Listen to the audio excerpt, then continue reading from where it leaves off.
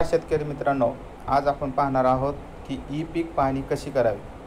शासनाने आपल्याला विमा भरण्यास सांगितले आहे। ज्यावेळेस आपले काही नुकसान होईल किंवा अन्य काही कारण असेल तर त्यावेळेस आपल्याला पीक विमा भरलेल्या याच्यावर ई पीक पाहणी करणं आवश्यक असतं। तर ती ई पीक पाहणी घरी बसल्या मोबाईलवर कशी करायची ते आता आपण साध्या आणि सोप्या भाषेत पाहणार आहोत। सर्वप्रथम तुम्हाला प्ले स्टोअरमध्ये जायचं आहे आणि एक ॲप डाउनलोड करायचं आहे, ई पीक पाहणी नावाचं। मी डाउनलोड केलेलं आहे, त्यामुळे माझ्या ह्याच्यात ते ऑलरेडी आहे ई पीक पाहणी। ई पीक पाहणी नावाचं जे ॲप आहे ते तुम्ही डाउनलोड करा आणि इन्स्टॉल केल्यानंतर त्याला ओपन करा।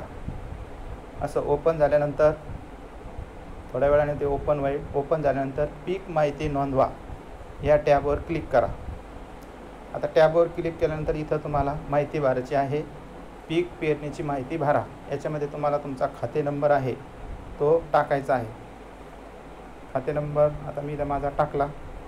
खाते नंबर आपला 8A याच्यावर असतो, त्याच्यावर तुम्हाला खाते नंबर तुमचा मिळेल। त्याच्यानंतर तुम्हाला गट नंबर टाकायचा आहे। माझा गट नंबर 391 मी टाकला। त्याच्यामध्ये एकूण क्षेत्र किती आहे ते तुम्हाला टाकायचं आहे। 1.21 माझं क्षेत्र आहे म्हणून मी तिथे टाकलं। त्याच्यानंतर पोत खराब वगैरे असेल तर ते टाका आणि तुम्हाला इथं हंगाम निवडायचा। हंगाममध्ये आपल्याला आता खरीप भरायचं आहे म्हणून इथं खरीप निवडा आणि पेरणीसाठी एकूण उपलब्ध क्षेत्र किती आहे तुम्ही वर जेवढं क्षेत्र टाकलं तेवढं क्षेत्र खाली इथं टाका, पेरणीसाठी ते उपलब्ध क्षेत्र।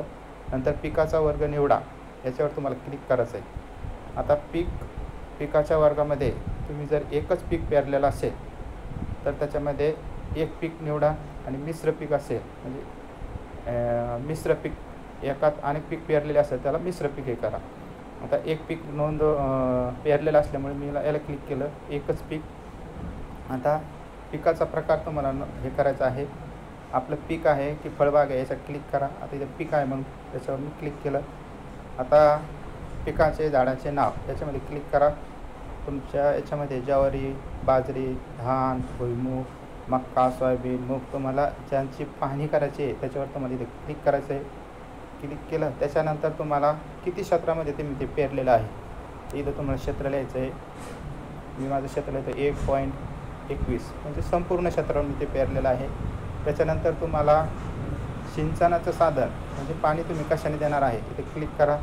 तुमच्याकडं जर कोरडवाहू असेल तर त्याला क्लिक करा, खाजगी कालवा असेल त्याला क्लिक करा किंवा विहीर असते आपल्याकडं सहज असं सगळ्यांकडं म्हणून विहिरीवर क्लिक करा।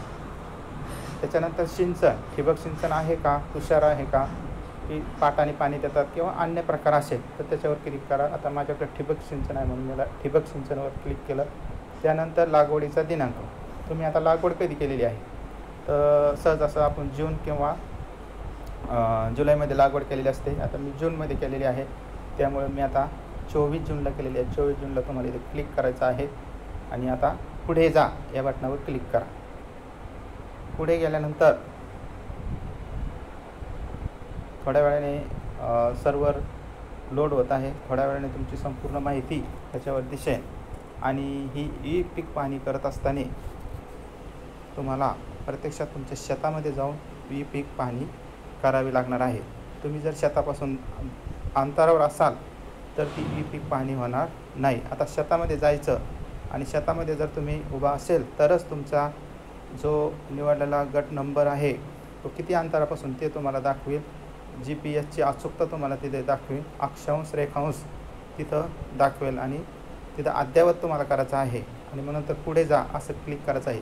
तुम्ही जर लांब असेल तर ते तुमचं पीक पाहणी होणार नाही। त्यामुळं तुम्हाला तुमच्या शेतापासून जवळच जाऊन तिथं तुम्हाला करणं गरजेचं आहे। त्याच्यावरच अक्षांश आणि रेखांश आपल्याला दिसेल। आता मी लांब असल्यामुळं माझ्या शेताची पीक पाहणी होऊ शकत नाही, फक्त गट नंबर दाखवतो परंतु पीक पाहणी होऊ शकत नाही। तुम्ही तुमच्या शेतात उभा राहा आणि तिथं बरोबर अक्षांश आणि रेखांश येईल त्यावेळेस ते तिथं अद्ययावत करा, त्याच्या असे क्लिक करा आणि पुढे जाऊन तुमचा फोटो येईल आणि फोटो आल्यानंतर तो सबमिट करा। अशा प्रकारे तुमच्या पिकाची पूर्ण पाहणी केली जाईल। व्हिडिओ आवडला सबस्क्राईब करा, लाईक करा। धन्यवाद सर्वांना।